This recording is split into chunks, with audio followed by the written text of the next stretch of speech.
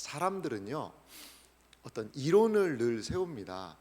그리고 그 이론을 세운 그 이론에 따라서, 그리고 여러 가설들을 세우고 그거에 따라서 세운 이론에 의해서 움직이려고 하는 습성들이 있습니다.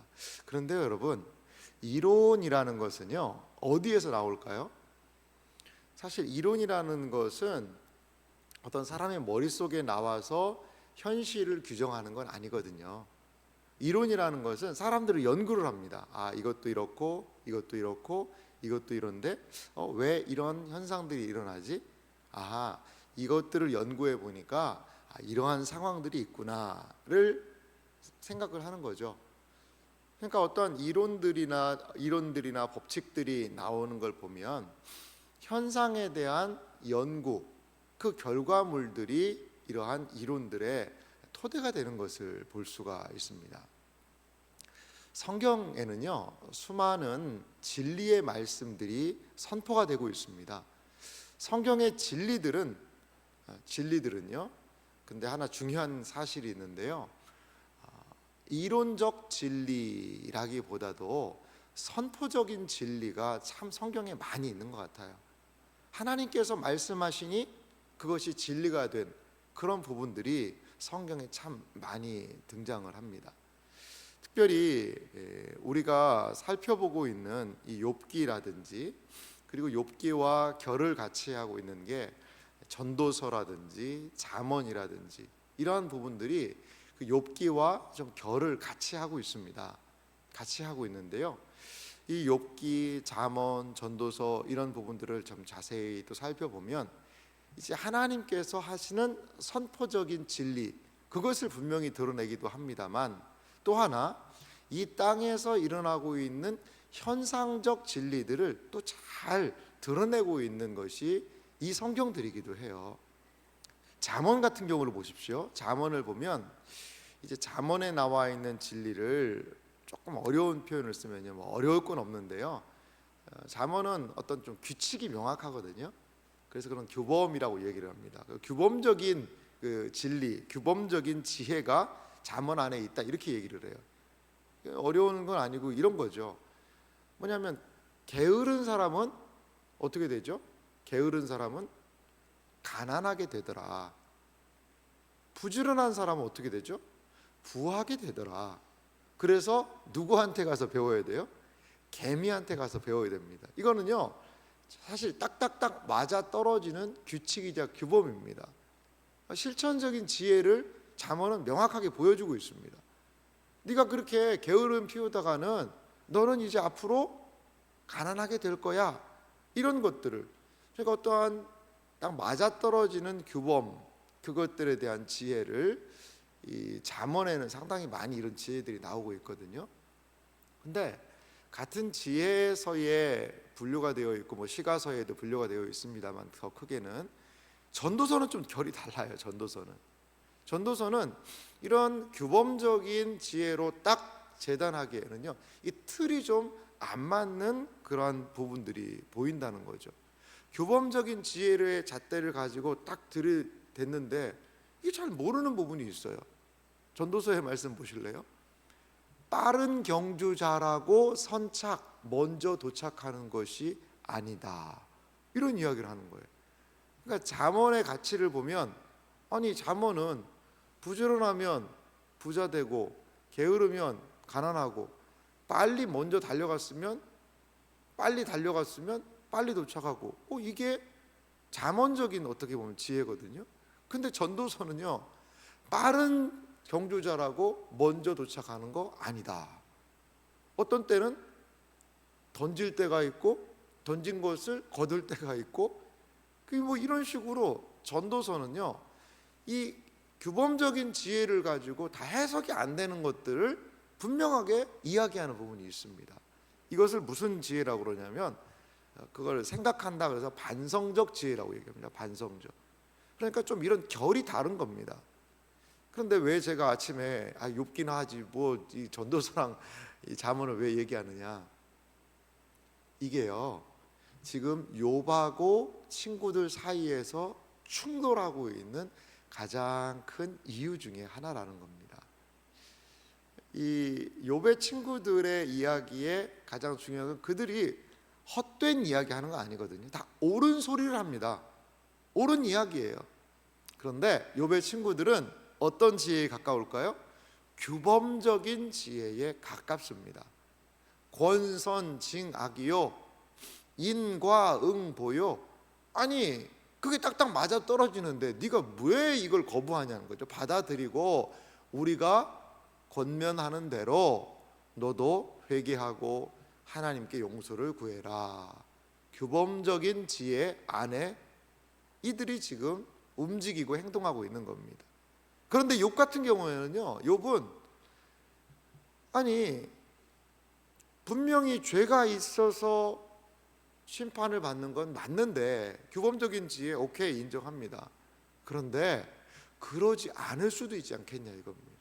전도서에 나온 빠르게 달려간다고 그래서 아니 먼저 목적지에 도착하지 않을 수도 있지 않느냐 이겁니다. 그것을 욥은 지금 이렇게 이야기하고 있다라는 거죠. 성경 말씀을 좀 보실래요? 오늘 이야기는 20장 이제 소발이라는 사람이 욥한테 막 무엇인가를 이야기하는 그 부분이에요. 근데 소발의 마지막 말 보실래요? 20장 26절부터 제가 좀 읽어보면요, 이제 마지막 부분의 의미를 분위기를 좀 봅시다. 욥기 20장 26절인데요. 큰 어둠이 그를 위하여 예비되었고 사람이 피우지 않은 불이 그를 멸하며 그 장막에 남은 것을 해치리라. 하늘이 그의 죄악을 드러낼 것이요 땅이 그를 대항하여 일어날 것인즉 그의 가산이 떠나가며 하나님의 진노의 날에 끌려가리라. 이는 악인이 하나님께 받을 분깃이요 하나님이 그에게 정하신 기업이니라. 여러분 느낌이 어떠세요? 규범적인 지혜를 정확하게 이야기하는 것 같지 않습니까? 악인은 반드시 망한다. 무엇 때문에? 그 악 때문에. 악인은요 악 때문에 망한다는 겁니다. 특히 28절을 들으면서 욥이 얼마나 마음이 아팠을까요? 그 악인의 가산이 떠나가며 하나님의 진노의 날에 끌려간다. 29절 이는 악인이 하나님께 받을 분깃이다. 지금 욥이 가산 다 잃어버렸잖아요. 욥을 지금 하고 대놓고 이야기하는 겁니다. 네가 네 가산을 다 잃어버렸다는 것은 네가 악인이기 때문이야. 그것을 지금 소발은 이야기하고 있습니다. 21절은요, 21장은 욥의 긴 이제 답변에 대한 이야기입니다. 오늘 우리는 17절 내용부터 좀 살피게 되는데요. 17절을 통해서 이야기하는 욥의 내용은 무엇일까요? 그러니까 욥은 말합니다. 악인이 망하는 것 나도 안다라는 거죠. 그 정도는 내가 다 알고 있다. 자, 19절 보십시오. 오늘 본문 욥기 21장 19절입니다. 하나님은 그의 죄악을 그의 자손을 위하여 쌓아두시며 그에게 갚으실 것을 알게 하시기를 원하노라. 그러니까 분명히 악인들이 한 죄를 쌓아두시고 그 자손까지 하나님께서 다 갚으신다. 이러한 부분들을 이야기를 합니다. 이 악을 범한 사람이 그에 따른 심판받는 것 나도 안다. 욥은 이야기를 해요. 그런데 이 악인들이 심판받는 모양이 상당히 좀 다양하더라는 거죠. 23절 말씀 보실래요? 어떤 사람은 죽도록 기운이 충실하여 안전하며 평안하고 그의 그릇에는 젖이 가득하며 그의 골수는 윤택하고. 25절도 보세요. 어떤 사람은 마음의 고통을 품고 죽음으로 행복을 맛보지 못하는도다. 자, 어떤 사람은 죽도록 기운이 충실한 이런 사람도 있고 어떤 사람은 마음의 고통을 품고 죽음으로 행복을 맛보지 못하는 사람도 있고 이런 사람이 있어요. 근데 26절에 보면요, 욥이 이렇게 얘기를 해요. 이 둘이 매 한 가지로 흙 속에 눕고 그의 위에 구더기가 덮이는구나. 그러니까 악한 사람이 어떤 사람은 끝까지 아주 잘 되고 이런 사람들도 있기도 하고, 악한 사람이 고통 속에 있기도 하고, 이 악인의 죽음의 양태가 지금 이 세 친구들이 이야기하고 있는 그렇게 딱딱딱딱 맞아 떨어지지는 않지 않냐는 거죠. 사실 욥이요, 현상을 더 엄밀하게 바라보고 있는 부분도 있는 것 같아요. 여러분, 우리가 생각해 볼 때도 그렇지 않습니까? 아니, 저렇게 못된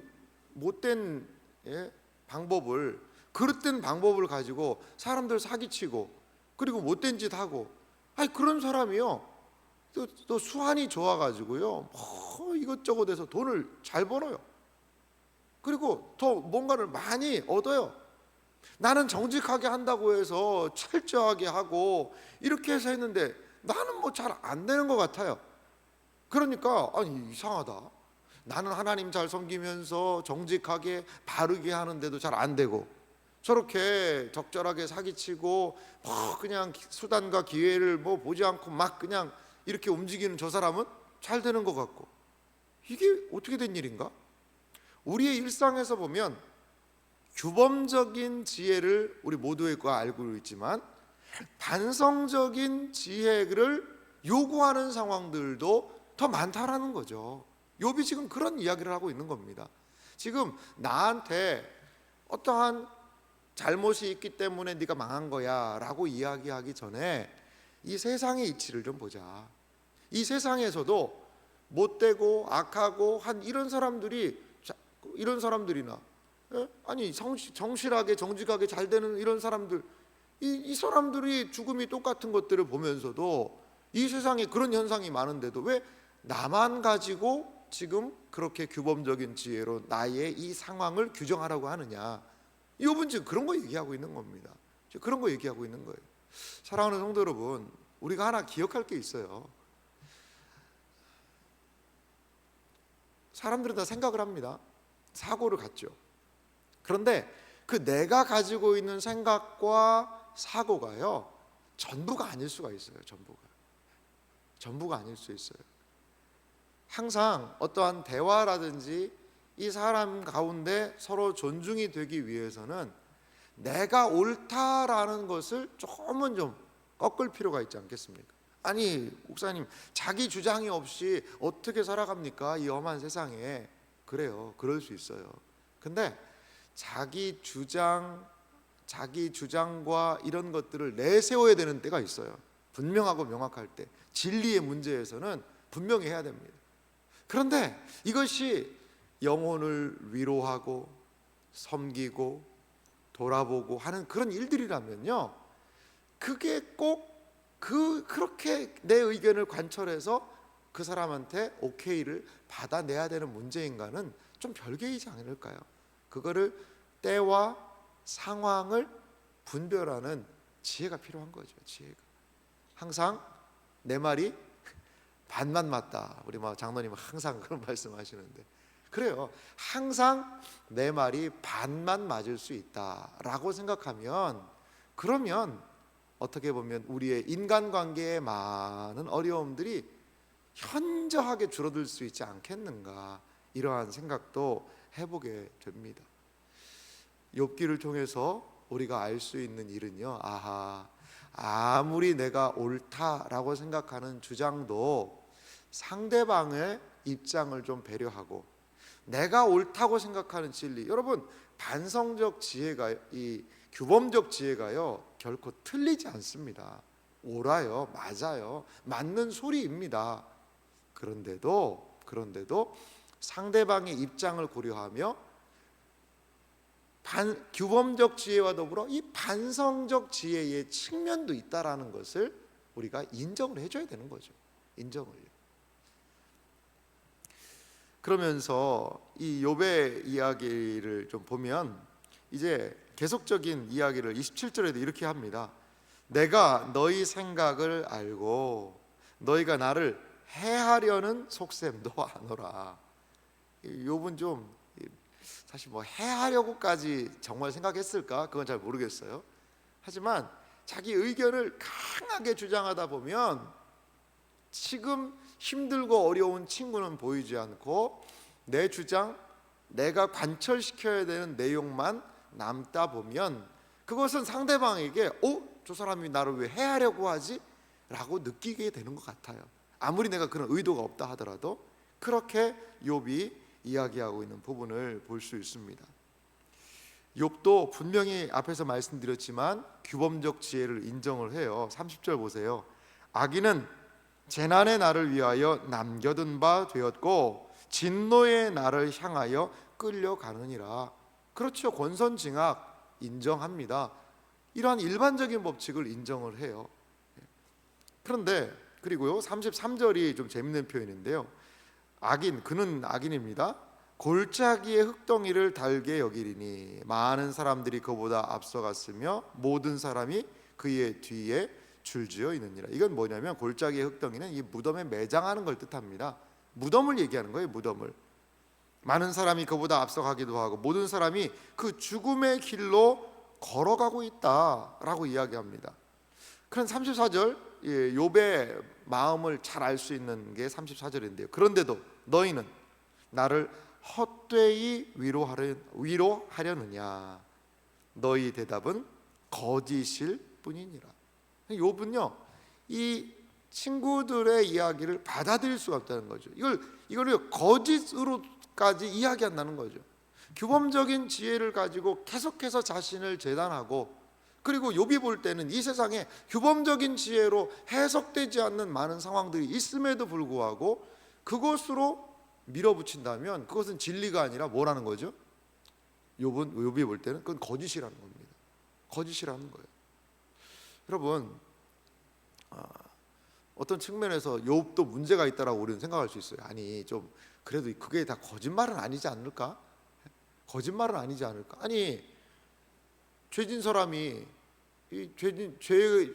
뭐 어떤 심판을 받으면 분명히 죄값으로 이렇게 하다는 거 그 일부 부분도 있지 않을까? 욥도 좀 어느 정도 인정하면 좋은데 왜 그걸 끝까지 이렇게 거부하고 여기에서 그 친구들 말 그 거짓말이다 이렇게까지 얘기를 할까?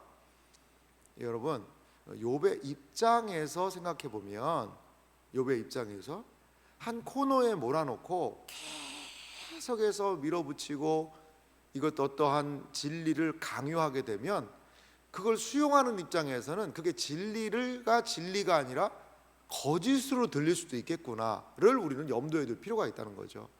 염두에 둘 필요가.